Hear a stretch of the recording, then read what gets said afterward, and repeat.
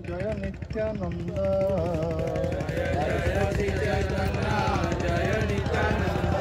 जय जय श्री चैतन्य जय नित्यानंद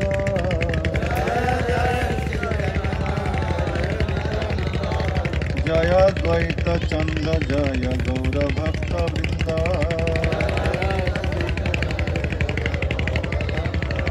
जय द्वैत चंद्र जय गौर भक्त वृंद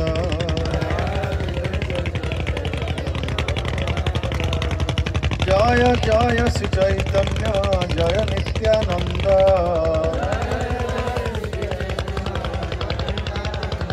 जय द्वैत चंद्र जय गौर भक्त वृंद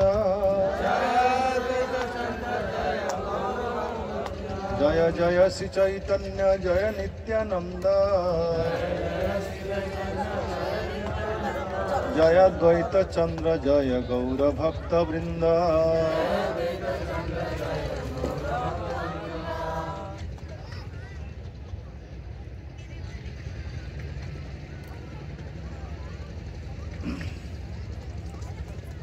चैतन्य मंगल में लोचन दास ठाकुर चैतन्य महाप्रभु के इस संन्यास कथा वर्णन किए भी हैं। वहाँ और कुछ अधिक वर्णन है। उसमें उल्लेख है कि चैतन्य महाप्रभु बृहद त्याग से पहले विष्णुप्रिया देवी को भी सूचना देते हैं, तो विष्णुप्रिया देवी अत्यंत मर्माहत हो जाती है और चैतन्य महाप्रभु उनके सामने चतुर्भुज के रूप में प्रकट होते हैं और विष्णुप्रिया देवी को कहते हैं कि प्रिय, तुम मुझे जब भी याद करोगे मेरी सान्निध्य प्राप्त करोगे। और इस जीवन का उद्देश्य है ईश्वर को प्राप्त करना। इस भौतिक शरीर का जो संबंध है एक क्षणस्थायी है। जिस तरह हम कहीं यात्रा में जा रहे हैं, बीच में अगर हम ब्रेक जर्नी करते वहाँ रुकते हैं, एक दिन कहीं होटल में या धर्मशाला में, बाजू वाले कमरे में भी कुछ लोग रहते हैं, एक दिन के लिए या आधा रात एक रात के लिए उनके साथ मुलाकात होता है, थोड़ा संबंध जोड़ता है। दूसरा दिन सुबह हम उठकर चले जाते हैं, पूरा जिंदगी भर के लिए हम एक दूसरे से खो जाते हैं। ये संसार के जो रिश्ते नाते हैं बिल्कुल ऐसा ही है। जीवन यात्रा में उस समय के लिए पिता माता के साथ, भाई बहनों के साथ, पत्नी बच्चों के साथ संबंध जोड़ता है। वो एक रात के लिए, ये थोड़ा अधिक रात के लिए, फिर आगे बिल्कुल अकेला यात्रा करना पड़ता है। मनुष्य जीवन का उद्देश्य है मैं कौन हूँ, भगवान कौन है, मेरे साथ भगवान का क्या संबंध है, इसको जानना। कि आमी केनो जे एसेछि एखाने से कथा कखनो भाबी नाहि मने। कि आमी केनो जे एसेछि एखाने और से कथा कखनो भाबी नाहि मने। कखनो भोगेर कखनो त्यागेर, कखनो भोगेर कखनो त्यागेर হইনু বিষয় পারা হে। প্রেমের ঠাকুর গোরা হে, প্রেমের ঠাকুর গোরা।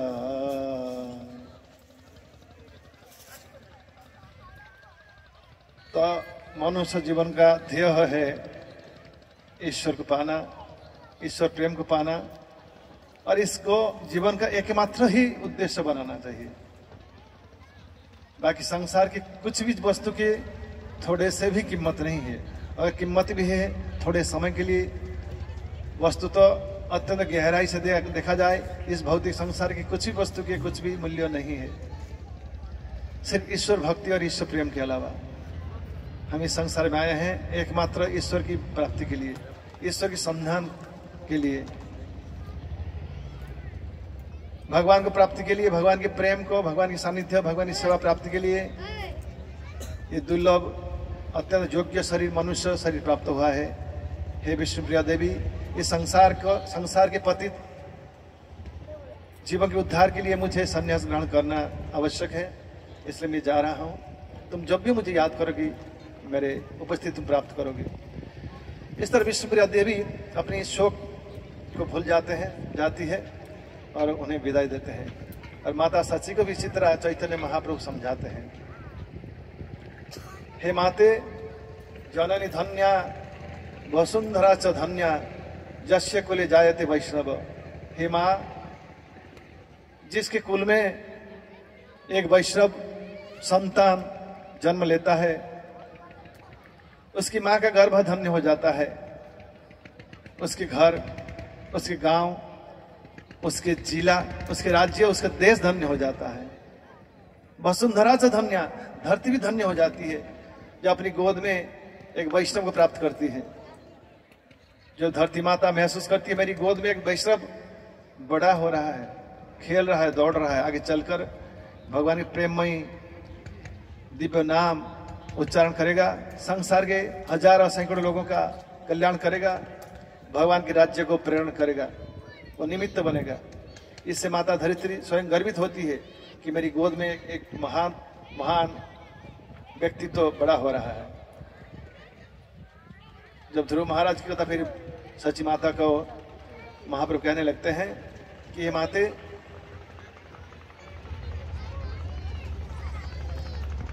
महाराज उत्तानपाद और प्रियव्रत, ये दो भाई हैं। प्रियव्रत बड़े हैं, उन्हें संसार की कोई रुचि नहीं था, संसार में राजपाट में घर छोड़कर त्यागी हो जाते हैं। महाराज उत्तानपाद सम्राट बनते हैं। उत्तानपाद के दो रानी है, सुनीति सुरुचि।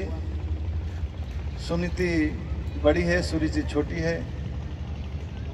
बड़ी के पुत्र है ध्रुव और छोटे के पुत्र कौन है? भरत, उत्तम। उत्तम प्रभु मैंने आज बहुत डांटा, लेकिन मुझे लगता नहीं गुस्से में है वो योग्य है। अब मैंने योग्य व्यक्ति को निमित्त बनाकर बाकी लोगों को थोड़ा सूचना दी कि ऐसे हमें ऐसा नहीं करना चाहिए। ये भी एक वैष्णव अपराध है, वैष्णव यात्रा को डिस्टर्ब करना। इसे समझकर कृपया उसी व्यक्ति को लाएं जिन्हें इस वस्तु में रुचि है, तो परिवेश जो अत्यंत मनोहर होगा और हमें भी फायदा होगी, हमारी जीवन सफल होगा। हमारे उद्देश्य भले महान हो, लेकिन हमारी जो चयन है, हमारी जो विचार थोड़ा गलत हो जा रहा है। समझ कर लाना चाहिए, जिसके हृदय में, जिसके मन में इसमें रुचि हो, ऐसे व्यक्ति को लाए। नहीं तो उस व्यक्ति को कष्ट है और यहाँ जो लोग हैं उनको भी तकलीफ है। इसलिए इस यात्रा में सहयोगिता करें, जिनमें इसमें इंटरेस्ट हो ऐसे व्यक्ति को लाएं। नहीं तो जबरन लाने से उनको तकलीफ है और बाकी अनुष्ठान को भी परेशानी है। तो उत्तम और ध्रुव एक दिन खेल रहे थे। ये कथा सब लोग जानते हैं, इसमें मैं और लंबा नहीं बताऊंगा। कैसे छोटी माँ जब देखती है ध्रुव उसके पिताजी की गोद में बैठे हैं, एक तरफ अपनी पुत्र बैठा है उत्तम, दूसरी तरफ ध्रुव, तो छोटी माता सुरुचि कहती है, सुरुचि महाराज उत्तानपाद को अत्यंत प्रिय थी। सुरुचि देखने बहुत सुंदर थी, छोटी है। तो सुरुचि कहती है, ध्रुव तो उतर जा, तो मेरी गोद से जन्म नहीं लिया है, जो मेरी गर्भ से जन्म लेगा वही सिर्फ इस सिंहासन पर बैठने के लिए योग्य है, तुम बैठ नहीं सकते हो। क्षत्रिय को अपमान शब्द मृत्यु से बढ़कर अति कष्टदायक होता है, उसे सहन नहीं होता है। उसके होठ जो है कांपने लगे, उसकी आंखों से आंसू बहने लगा, उसकी शकल जो है रक्तिम हो गया। रोते हुए पिताजी के गोद से उतरकर ध्रुव चल पड़े अपनी माता सुनीति की ओर। माँ के पास अपनी सांस खींचते हुए रुदंतंग मुहुर्नेत्र, जिस दामोदर भगवान करते हैं, आंखें मसलते हैं, सांस खींचते और कहते हैं, माँ मुझे मेरे पिताजी की गोद से उतरवा दिया गया, क्योंकि मैं आपकी गर्भ से जन्म लिया हूँ, मैं छोटी माँ की गर्भ से जन्म नहीं लिया हूँ। छोटी माँ मुझे कहा जो उनके गर्भ से जो जन्म लिया है वही बैठ सकता है सिंहासन पर। लेकिन हे माते, मुझे सिंहासन चाहिए, बस खाली सिंहासन नहीं, मुझे मेरे पिता से बढ़कर अति बड़े साम्राज्य, अति उच्च साम्राज्य चाहिए, उस सिंहासन चाहिए। वो कैसे मिलेगा? तो सुनीति कहती है, वत्स प्रिय पुत्र, तुम्हारे पिता तुम्हारी छोटी माँ को अधिक सुनते हैं। मैं तुम्हारा कुछ नहीं कर सकती, परंतु मुझे पता है बाल्यकाल से, जब तुम्हारे मामा के घर में मैं छोटा था, बचपन में,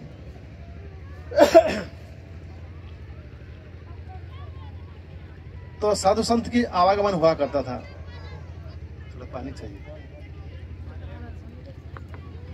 तो उन साधु संत के महान साधुओं की श्रीमुख से मैंने ये श्रवण की है कि अगर पद्म पलाश श्रीहरि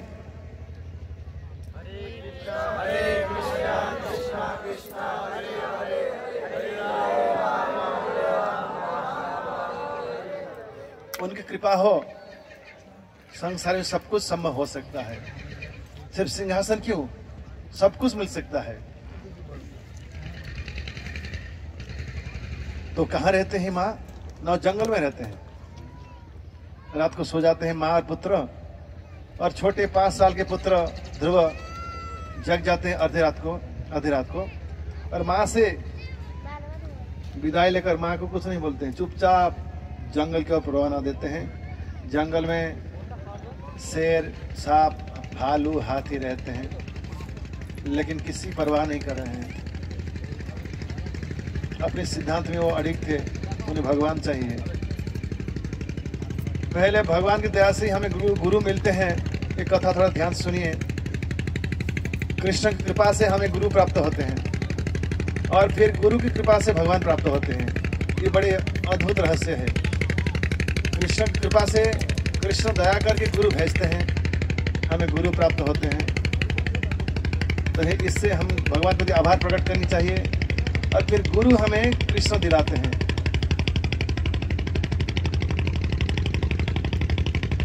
कृष्ण से गुरु, गुरु से कृष्ण।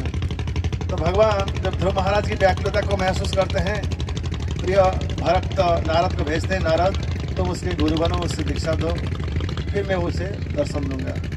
नारद बन जाते हैं, पहले परीक्षा लेते हैं। हे वत्स, तुम अत्यंत छोटे हो, ये उम्र है खेलने की, तुम कहाँ जंगल में आ गए? और विमाता अगर कड़ा बानी कहा है और भूल गई होगी, तुम घर लौट जाओ, खेलते रहो, जीवन को उपभोग करो। बाल्यकाल तो खेलने के लिए। अब देखिए बच्चे कैसे खेल नहीं पा रहे हैं, यहाँ वहाँ बंदर के हाथ दौड़ रहे हैं, कूद रहे हैं। और तुम 5 साल के बालक हो, तुम्हें तो अभी खेलना ही शोभा देता है। तुम कहाँ आ पड़े जंगल में?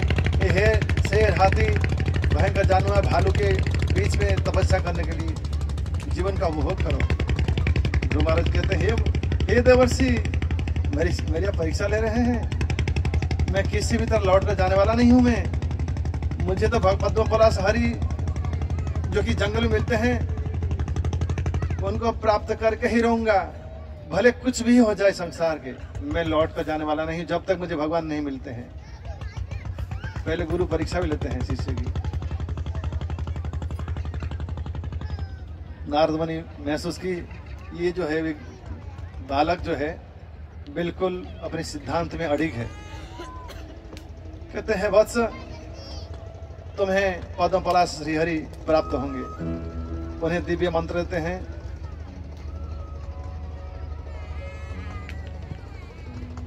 द्वादश अक्षर मंत्र, द्वादश अक्षर समन्वित मंत्र।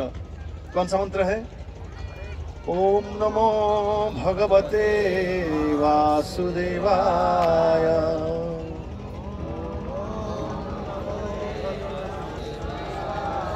ओम नमो भगवते वासुदेवाय।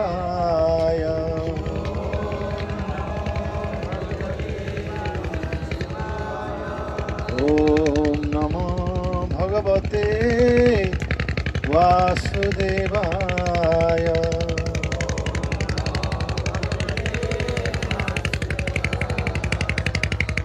सिर्फ 5 साल के नादान बच्चा बालक, अत्यंत शिशु बालक ध्रुव महाराज की हृदय की दृढ़ता जानकर देवर्षि नारद ध्रुव महाराज को 12 अक्षर संबंधित दिव्य मंत्र प्रदान करते हैं। कहते हैं, वत्स ध्रुव, तुम जाओ वृंदावन के मधुवन जंगल में इस मंत्र का जप करो। ध्रुव महाराज मधुवन जंगल चल पड़ते हैं। वृंदावन मधुवन अभी भी है, जिसके हम दर्शन किए हैं। पहला महीना में ध्रुव महाराज जल और फल ग्रहण करते हैं। दूसरे महीने में जल पत्ते, तीसरे महीने में खाली जल, चौथे महीने में पत्ता। इस तरह 5वें 6ठे महीने में कुछ भी लेना बंद किया। 6ठे महीने में ध्रुव महाराज श्वास को ग्रहण करना भी बंद कर दिया। हमारे शरीर के लिए श्वास भी एक भोजन है। हरे कृष्ण कृष्ण कृष्ण हरे हरे, हरे राम राम राम हरे हरे। जैसे ध्रुव महाराज श्वास रोका, उच्चतर लोक में सभी देवताओं को भी कष्ट हुआ। सांसों में सभी देवता चल पड़े ब्रह्मा जी के पास। ब्रह्मा जी के पास जाकर निवेदन किया, हे ब्रह्मदेव, हमें सांस के लिए तकलीफ हो रहा है। ब्रह्मा जी कहते हैं, किसी ने कठिन तपस्या कर रहा है, जिसके कारण हमें। ब्रह्मा जी सभी देवताओं को लेकर चल पड़ते हैं भगवान श्री विष्णु के पास। श्री विष्णु के पास निवेदन करते हैं, भगवान हमें इस मुश्किल से उबारिए। भगवान कहते हैं, मुझे पता है ये ध्रुव की अत्यंत कठिन तपस्या है, जिसके कारण ऐसा स्थिति खड़ा हुआ है। भगवान पद्म पलाश हरि अपने वाहन गरुड़ के पीठ में आरूढ़ होकर चलते हैं। मधुवन जंगल में वहां उपस्थित होते हैं।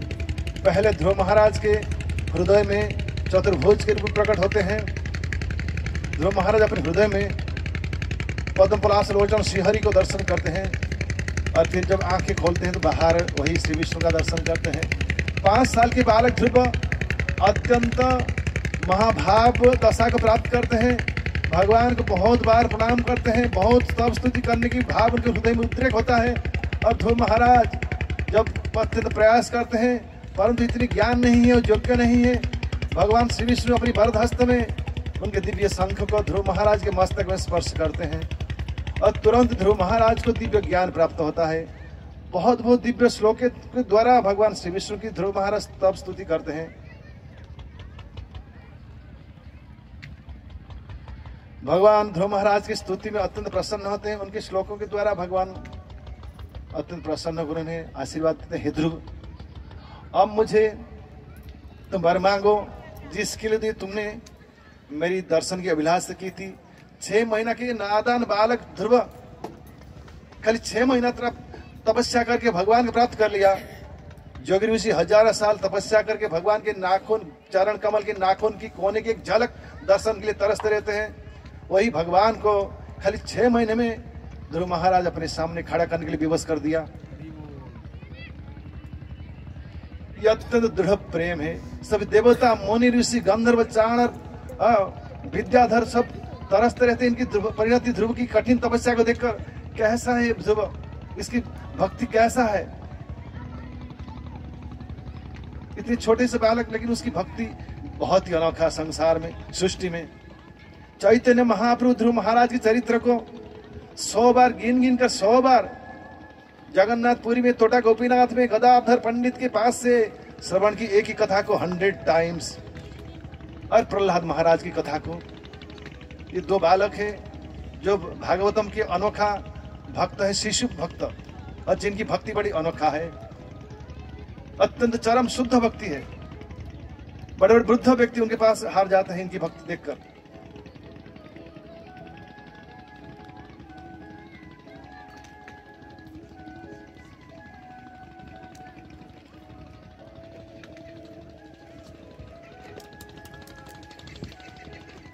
ध्रुव महाराज को कहते हैं, वत्स, हे ध्रुव, तुम मुझे अत्यंत प्रिय हो।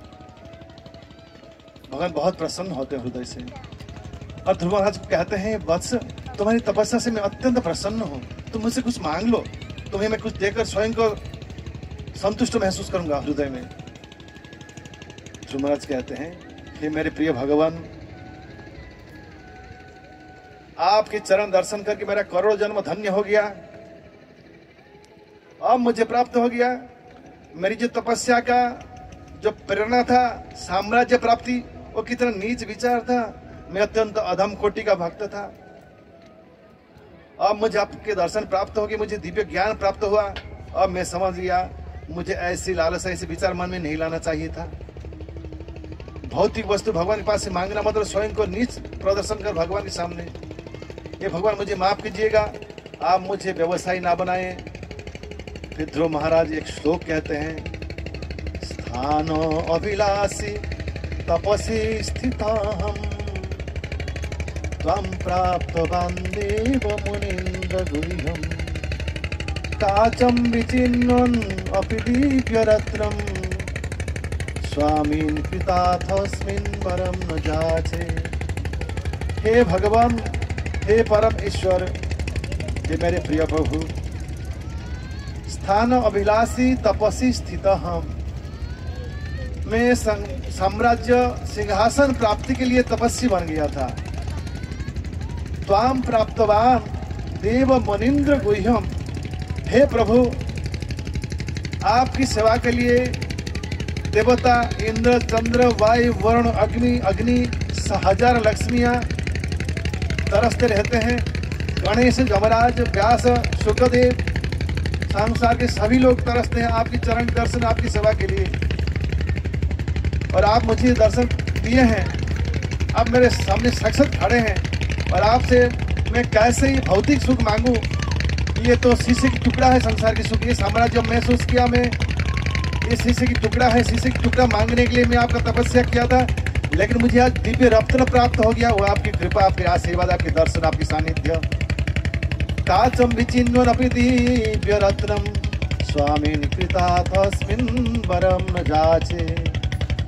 मुझे दिव्य रत्न की प्राप्ति हुई। अभी शीशे के टुकड़े, भंगार वस्तु जो फेंकने से कोई पैसा मिलने वाला नहीं है, ऐसे मूल्यहीन वस्तु को मुझे आप मांगने की ना कहे, ना प्रेरणा दें।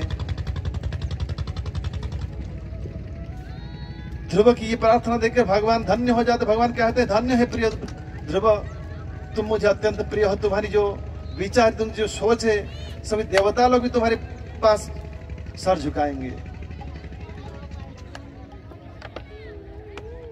लेकिन भगवान भक्त वत्सल है, वो अच्छी तरह जानते हैं भक्त के लिए क्या योग्य है, क्या अयोग्य है। भगवान कहते हैं, वत्स, ध्रुव कहते हैं, मुझे जन्म जन्मांतर में आपकी चरण में अहेतु की प्रेम भक्ति चाहिए और कुछ भी नहीं चाहिए।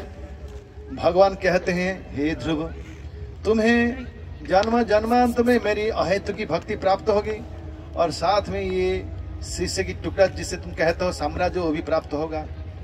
जो साम्राज्य तुम्हारी दादा परदादा को भी नहीं प्राप्त हुए हैं, ऐसे साम्राज्य मिलेगा। वो क्या ना, इस जीवन के अंत में तुम ध्रुव लोक प्राप्त करोगे, जो कि अभिन्न वैकुंठ लोक है। इस संसार, इस भौतिक जगत में एक चिन्मय जगत भी है, ध्रुवलोक। वो शाश्वत है, सृष्टि के प्रलय होने के बावजूद भी वो नष्ट नहीं होता है। ध्रुव महाराज इस शरीर के त्यागने बाद ध्रुवलोक चले गए, वहीं रहने लगे। आकाश में ध्रुवोत्तर आज भी दिखाई पड़ता है, वो ध्रुव महाराज वहीं निवास करते हैं। ध्रुव महाराज जब शरीर त्यागते हैं, भगवान के द्वारा प्रेरित विष्णुदूत आते हैं और ध्रुव महाराज को रथों में बिठा कर ले जाते हैं। थोड़ी दूर जाने के बाद ध्रुव महाराज कहते हैं, हे प्रिय विष्णु के सहचरों, मेरी जरा बात तो सुनो, जरा रथ को थोड़ा रोको।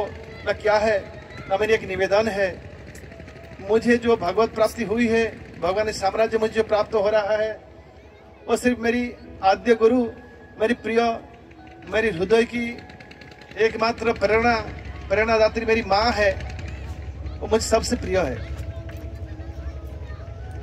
और मेरी माँ को मैं ले जाना चाहता हूँ साथ में। तो विष्णुदूत कहते हैं, हे ध्रुव महाराज, अब जरा देखो। तो ध्रुव महाराज के रथ को थोड़ा स्पीड बढ़ाते हैं, फिर थोड़ा आगे जाकर देखते हैं और एक रथ जा रहा है।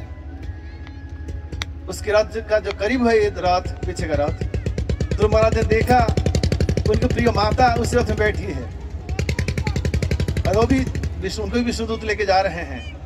अब एक दूत ने कहा, जिनके गर्भ से तुम जन्म लिया है ध्रुव, वो तुमसे पहले भगवान को प्राप्त करेगी, तुमसे पहले भगवान दिव्य धाम उन्हें प्राप्त होगा। तुम धन्य हो ध्रुव, जो कि बिना तपस्या बिना भजन साधन से तुम्हारी माँ को भगवत प्राप्ति हो रही है। हे माते, अब महाप्रभु कह रहे हैं सची माता को, मेरी कथा को इस तरह ध्यान से सुनिए। अगर मैं संन्यास ग्रहण करूं तो आपको भगवत प्राप्ति बिना प्रयास से मिल जाएगा, इसलिए आप दुखी ना बने। और जब भी मुझे याद करोगे, हे माता, मैं बार बार वचन देता हूँ, तुम्हारे यह काल परकाल के सारा दायित्व मैं संभालूंगा, मैं तुम्हारे वही छोटे निमाई होकर रहूंगा जन्म। अब चिंता ना करें, मुझे संन्यास लेने की अनुमति दें। सची माता उन्हें अनुमति देती है। जिस दिन संन्यास लेने वाले चैतन्य महाप्रभु, सची माता को पता था, उनको पूरा रात नींद नहीं हुआ, दरवाजे के पास आकर बैठी है। निमाय आधी रात को जगते हैं, सची माता को देखते हैं, लेकिन सची माता कुल बोल नहीं पा रही। सची माता को प्रणाम करते हैं निमाय, उनकी प्रदक्षिणा भी करते हैं और माँ का प्रणाम करके निमाय विरह को त्यागते हैं। पहले तो उन्होंने विष्णुप्रिया देवी को समझाया था। इस तरह नवद्वीप को छोड़कर गंगा नदी को तैर कर पार करते हैं। काठुआ कांचन नगर पहुंचते हैं। पहले से चंद्रशेखर आचार्य को उन्होंने भेजा था संन्यास दीक्षा के लिए प्रस्तुति करने के लिए। वहाँ जो पूजा या जो विधि विधान करना चाहिए, चंद्रशेखर आचार्य वहाँ पहले से मौजूद थे, सब बंदोबस्त कर रखे थे। संन्यास दीक्षा से पहले निमाय ने कुछ समय तक कीर्तन किया, नृत्य किया। तत्पश्चात मधुनाई निमाय को गंगा के घाट ले गए उनकी मस्तक मंडन के लिए। मधुनाई का हाथ नहीं चल रहा था, सही भक्त लोग हाहाकार कर रो रहे थे। वहाँ वर्णन है जैसे आकाश में देवता लोग भी आकर अदृश्य रूप से ये दृश्य देख रहे थे, आंखों से आंसू बचा रहे थे कि जो भगवान भोक्ताराम यज्ञ तपसाम सर्वलोक महेश्वरम, मैं ही एकमात्र भोक्ता हूँ हे अर्जुन, बाकी सब मेरे भोग्य है। वही आज त्यागी होने के लिए चल पड़े हैं, त्यागी आश्रम शिकार के लिए। ये कितने दर्दनाक दृश्य है। जो परम भोक्ता है वो आज परम त्यागी होने के लिए प्रस्तुत ले रहे हैं, सन्यासी हो रहे हैं। सन्यास आश्रम एक चरम त्याग का वस्तु है। इसलिए प्रभुपाद कहते हैं सन्यासी मतलब है 100% guaranteed to go back to Godhead. एक सन्यासी का मतलब है वो 100% इस जीवन में भगवान के धाम लौट कर जा रहा है।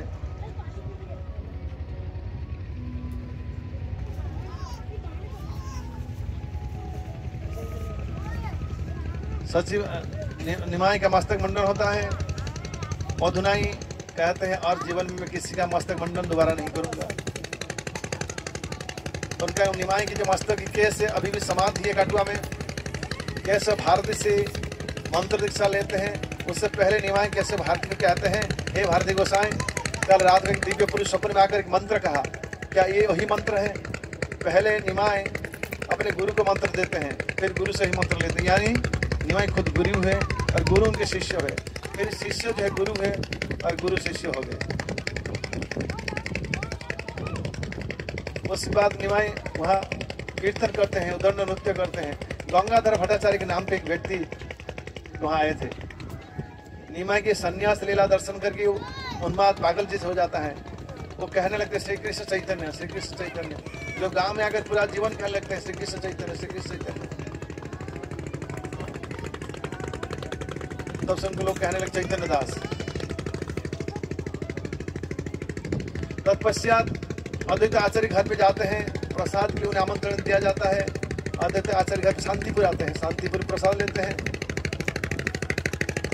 फिर सच्ची माता की अनुमति से सच्ची माता कहते हैं निमाय कि मैं या तो पुरुषोत्तम जगन्नाथपुरी में रहूं या तो वृंदावन में।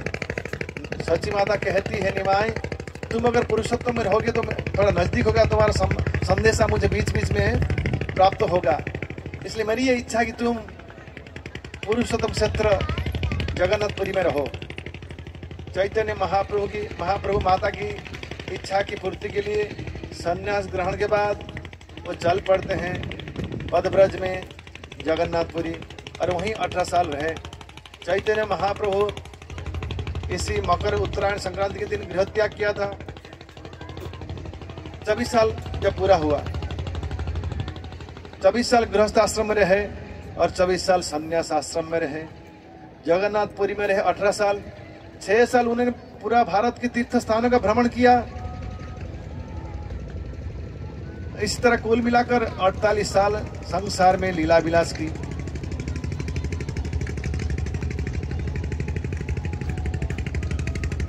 चैतन्य महाप्रभु कोई ग्रंथ की रचना नहीं की है, वे 8 श्लोक रचना किए हैं जिसे शिक्षाष्टकम कहते हैं।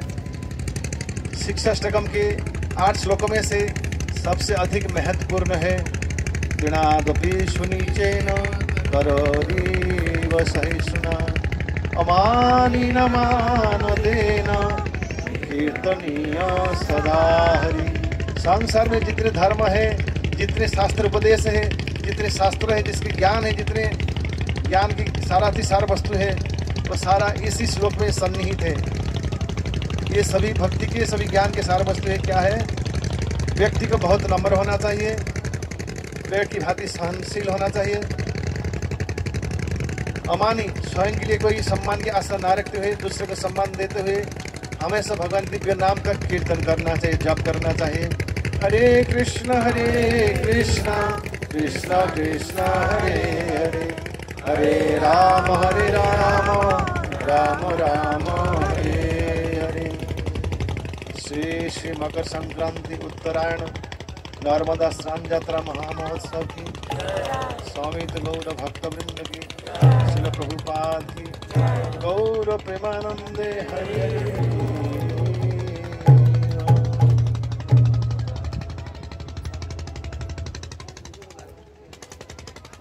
कृपया मुझे माफ कीजिए, मैं कुछ